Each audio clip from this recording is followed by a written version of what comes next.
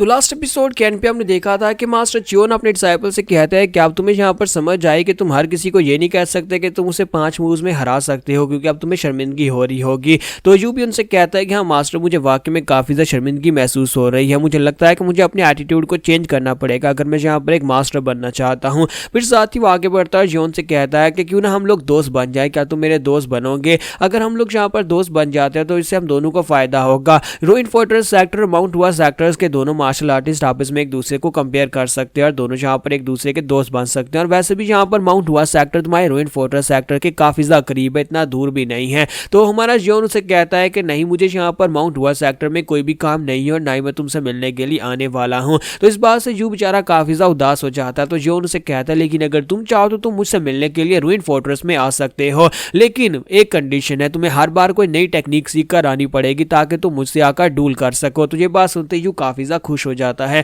तो यहीं पर से नेक्स्ट सीन जो होता है हमें रेस्टोरेंट का दिखाया जाता है कि जियोन वापस आ जाता है। उसने अपने कंधे के ऊपर एक बैग उठा रखा होता है। तो ब्लू आई डीमन उसे कहता है कि देखो तो जरा, इसके पास से एनर्जी जो निकल रही है वो पहले से काफी ज्यादा बदल गई है। जबकि मिस बेक उसे कहती है कि ये क्या तुम्हारी पीठ के ऊपर तो यहाँ पर चोट का निशान है, क्या तुम्हारी फाइट हुई थी? लगता है तलवार के साथ अटैक हुआ है, जल्दी से बैठ जाओ, मैं तुम्हारी बॉडी के ऊपर पाम लगा देती हूँ। और इसी के साथ ही मास्टर जिनमाओ से कहते हैं फ्लैश बाउंड, जल्दी से बताओ कि तुम्हारे मिशन का क्या बना, तुम्हारा मिशन क्या सक्सेसफुल रहा? तुम्हारा जियोन इसी के साथ ही वो थैला उतारता है और उनके सामने ओपन कर देता है, जिसके अंदर यहाँ पर एक ब्लड प्रीस्ट का सर होता है। तो वो लोग ब्लड प्रीस्ट का सर देखने के बाद कहते हैं इसका मतलब यह है कि वहां पर मैंटिस सेक्टर के पीछे ब्लड प्रीस्ट के लोगों का हाथ था। ये कमीने लोग तो आजकल हर जगह के ऊपर दिखाई दे रहे हैं। लगता है कि ब्लड प्रीस्ट यानी फायर डीमन कल्ट के लोगों ने हर जगह के ऊपर अपने पंजे गड़ा लिए हैं। तो ब्लू आई डीमन उसे कहता है कि लड़के, तुमने इस बात को साबित कर दिया है कि तुम अकेले भी यहाँ पर एक मिशन को पूरा कर सकते हो। जबकि मास्टर जिनमाओ से कहते हैं कि अब जबकि यहाँ पर ब्लड प्रीस्ट सब में शामिल है तो उसका मतलब यह है कि हमें फायर ब्लड डीमन कल्ट के बारे में कुछ ना कुछ करना ही पड़ेगा।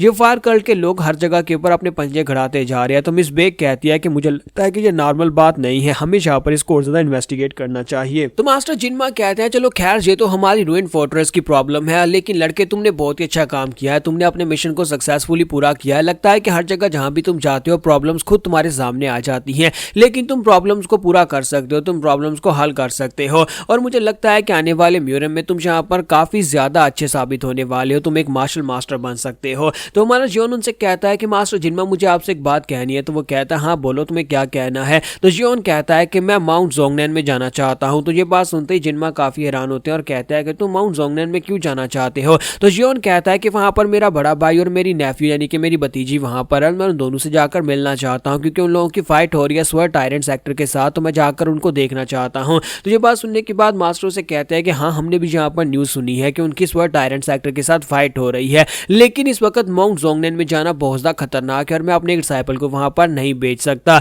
इस वक्त उनके हालात काफी ज्यादा खराब है। जोंगनैन पूरी तरह से स्वर टायरेंट सेक्टर के साथ फाइट में है, जिसकी वजह से कोई भी दुश्मन तुम्हारे पर भी अटैक कर सकता है, तो तुम वहां पर बिल्कुल भी नहीं जा सकते। स्वर टायरेंट सेक्टर बाकी के सभी सेक्टर्स की तरह नहीं है, वो लोग जादू के साथ साथ तलवारबाजी को यूज करते हैं, जिसकी वजह से उनकी टेक्निक्स बाकी के सभी सेक्टर से ज्यादा अलग हैं और वो पूरी तरह से एक ऑर्गेनाइज सेक्टर है। तो मिस बेक भी उसे कहती है कि हाँ, मुझे लगता है कि तुम्हें वहां पर नहीं जाना चाहिए, वो सभी लोग स्वर टायरेंट सेक्टर के लोग तो पागल हैं, वो सभी लोग तो तलवारबाजी और स्ट्रेंथ के पीछे पागल हैं। तो जिनमा से कहते हैं हाँ, ये बिल्कुल ठीक कह रही है, तो हम तुम्हें वहां पर नहीं भेज सकते। और फिलहाल के लिए हमारे रूइन फोर्ट्रेस सेक्टर को कोई सिंगल मिशन मिला भी नहीं है जोंगनैन की मदद करने के लिए जाने के लिए या फिर स्वर टायरेंट सेक्टर के खिलाफ, इसलिए मैं तुम्हें नहीं भेजूंगा। जब किसी के साथ ब्लू आई डीमन आगे बढ़ता और कहता है लेकिन मुझे पता है कि यहाँ पर कमांडर खुद से अपने पास से भी एक सिंगल मिशन अलाउ कर सकते हैं, अपने डिसाइपल्स को मिशन दिया जा सकता है। तो ये बात सुनते ही सभी लोग खामोश हो जाते हैं कि इसने बीच में अपनी टांग क्यों अड़ा दी। तो जिनमा कहते हैं कि अगर मैं यहाँ पर सच्ची बताऊं तो मैं तुम्हें वहां पर भेजना ही नहीं चाहता। वो जियोन से कहते हैं कि लड़के, वहां पर मैं तुम्हें भेज तो सकता हूं क्योंकि मेरे पास अथॉरिटी है कि मैं तुम्हें एक सिंगल मिशन के ऊपर वहां पर भेज सकता हूं, लेकिन वहां पर जगह जाना बहुत ज्यादा खतरनाक है।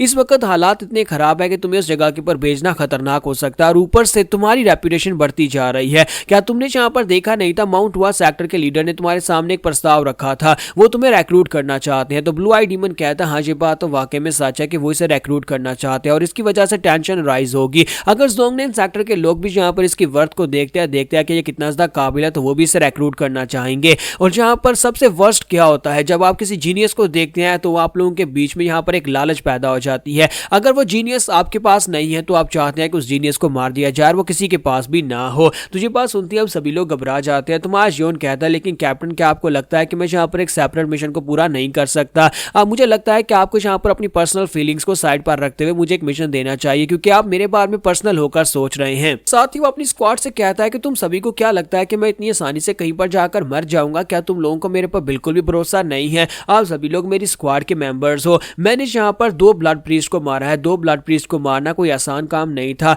और इसके अलावा मैं यहाँ पर एक सोलो मिशन को पूरा करके आ चुका हूँ। मैंने मेंटेस सेक्टर को बर्बाद किया है, तो मैं कम से कम इतने भरोसे के लायक तो हूँ कि मैं यहाँ पर एक इस मिशन के ऊपर जा सकूँ। और वैसे मैं वहां पर फाइट करने के लिए नहीं जा रहा, बल्कि अपनी भतीजी से मिलने के लिए जा रहा हूँ। तो ये बात सुनते ही ब्लू डीमन कहता है कि मुझे लगता है कि ये बात ठीक है, इसे भेज देना चाहिए। तो मास्टर जिनमा जो होते हैं उसकी बात सुनने के बाद सोच रहे होते हैं कि चलो ठीक है, मैं यहाँ पर तुम्हारी बात मान लेता हूँ। अब मैं यहाँ पर इसको मना भी नहीं कर सकता, लेकिन तुम्हें यहाँ पर बदले में एक काम करना होगा। तुम्हें बदले में मेरा एक अटैक फेस करना होगा। मैं अपनी फुल पावर के साथ अटैक करूंगा। अगर तुमने अटैक को ब्लॉक कर लिया या फिर अवॉइड कर लिया तो फिर तुम जा सकते हो, तुम क्वालिफाइड होगे। तो मिस बेक कहती है मास्टर जी आप क्या कह रहे हैं? तो वो उसे कहता हाँ बिल्कुल ठीक कह रहा हूँ। अगर इस लड़के को लगता है कि ये बाहर जाकर सर्वाइव कर सकता है तो इसे कम से कम मेरे अटैक को ब्लॉक करना आना चाहिए। अगर इसने अटैक को ब्लॉक कर लिया तो फिर मैं समझ जाऊंगा कि इसके ऊपर भरोसा किया जा सकता है। तो मास्टर जिनमा उसे कहता है कि चलो फिर ठीक है, आप जल्दी से बताओ कि क्या तुम ये करने को तैयार हो या नहीं, और अगर तुमने मेरे अटैक को ब्लॉक कर लिया तो मैं तुम्हें एक सेपरेट रिवार्ड भी दूंगा, यानी अपनी तरफ से तुम्हें एक रिवार्ड भी दूंगा।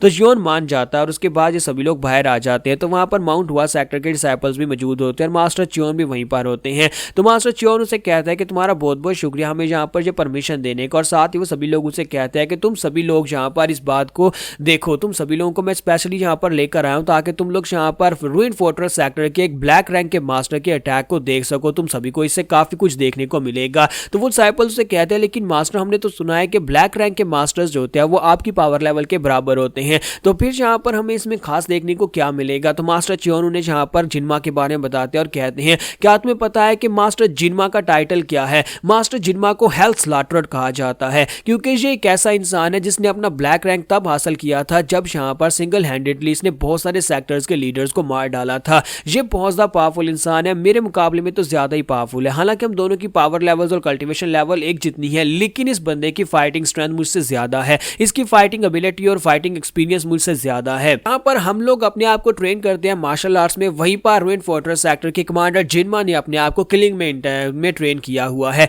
ये जब भी अटैक करता है तो दूसरे को मारने के लिए अटैक करता है। इसका एक सिंगल अटैक किसी भी इंसान की जान ले सकता है, तो तुम सभी को इससे काफी कुछ सीखने को मिल सकता है। इसलिए यहाँ पर अपनी आंखें खुली रखना और सामने की तरफ देखना, क्या यहाँ पर फ्लैश बाउंड इसके अटैक को ब्लॉक कर पाएगा या फिर नहीं। लगता है कि फ्लैश बाउंड को भी यहाँ पर काफी ज्यादा दिक्कत होने वाली है। तो हमारा जियोन जैसे वहां पर अटैक स्टार्ट होने लगता है तो कमांडर जिनमा से कहता है कि आप मुझे थोड़ा सा समय दे सकते हैं? तो वो कहते हैं हाँ क्यों नहीं, तुम अपनी तैयारी कर सकते हो, तुम्हें जितना समय चाहिए तुम्हें देता हूँ। तो यहाँ पर हमारी एपिसोड 25 का एंड होगा। नेक्स्ट एपिसोड में देखेंगे क्या हमारा जियोन कमांडर जिनमा के अटैक को फेस कर पाएगा, क्या उसे ब्लॉक कर लेगा या फिर अवॉइड कर लेगा।